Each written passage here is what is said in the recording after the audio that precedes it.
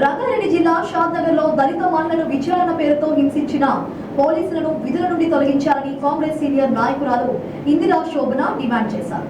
ఆసుపత్రిలో చికిత్స పొందుతున్న బాధితురాలని ఆమె పరామర్శించారు. మహిళలను పోలీసులు విచారణ పేరిట హింసించడం తగదని ఇందిరా శోభన్ సూచించారు. ప్రభుత్వం తరపున బాధితురాలికి న్యాయం జరిగేలా చూస్తానని ఇందిరా శోభన్ హామీ ఇచ్చారు. ఒక జంతువును కూడా మనం అలా చేయాలి. ఆ రకంగా సిఐ చేసినటువంటి ప్రవర్తన నిజంగా మానవత్వం ఉన్న ప్రతి ఒక్కరూ కూడా స్పందిస్తారు. ఇవాళ అలాంటి ఆమె పైన ట్రీట్మెంట్ నిన్న తీసుకొచ్చి ఇక్కడ హాస్పిటల్లో అడ్మిట్ చేశారు. అడ్మిట్ చేసి ట్రీట్మెంట్ ఇస్తున్న నేపథ్యంలో ఇవాళ ఈ విషయం ఈ సమాజానికి తెలిసింది. లేకపోయింటే ఈ సమస్య అనేది ఆమె పైన జరిగినటువంటి ఈ దారుణం అనేది ఇవాళ ఈ ప్రపంచానికి తెలియకుండా పోయిండేదేమో. నిజంగా బాధాకరం, విచారమైన వ్యక్తం చేయాల్సినటువంటి అంశం.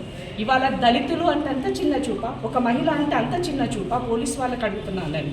ఇవాళ కంప్లైంట్ ఇచ్చినట్టు అసలు దొంగతనం జరిగిందో జరగలేదో నిర్ధారణ జరగలేదు.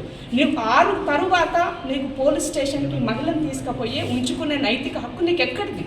నీ ఆర్డర్ ఏం చెప్తుంది? నీ సెక్షన్ ఏం చెప్తుంది? పోలీసు చదువుకొని వచ్చినావా, లేకపోతే దొంగదారినా దొడ్డిదారినా ఇవాళ నువ్వు పోలీసు ఉద్యోగం చేస్తున్నావు అని అడుగుతున్నా సిఐ గారిని. కాబట్టి నేను డీజీపీ గారిని ఈ విషయంలో కలవాలని డిసైడ్ చేసుకున్నాను. ఆల్రెడీ ఒక లెటర్ కూడా నేను డీజీపీ గారికి ఒక లెటర్ కూడా రెడీ చేశాను.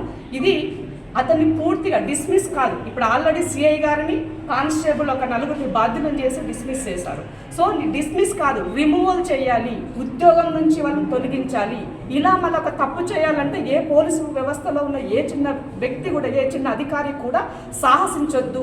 కాబట్టి రిమూవ్ చేయాలన్న దానికోసము నేను లెటర్ చేశాను. నేను హ్యూమన్ రైట్స్కి, మహిళా కమిషన్కి కూడా నేను కంప్లైంట్ చేస్తాను. డీజీపీ గారికి కూడా రేపు పొద్దుగానే ఈ లెటర్ అందిస్తాను.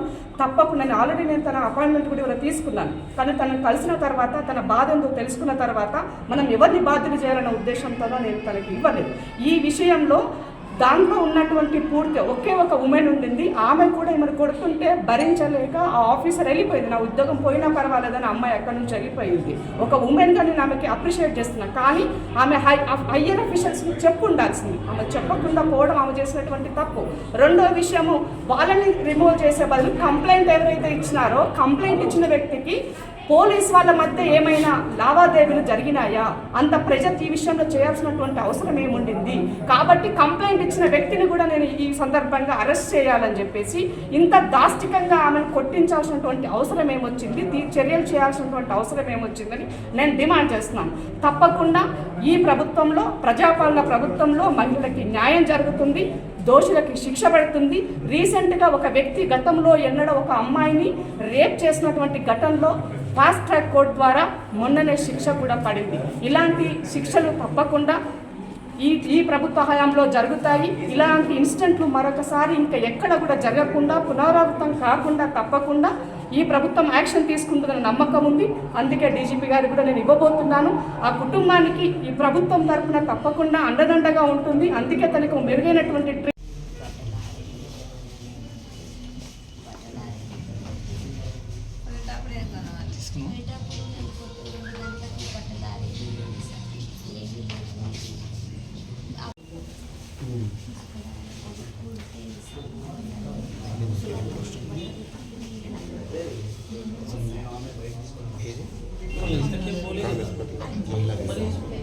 బజార్లో పోతుంటూ వస్తుంటాం.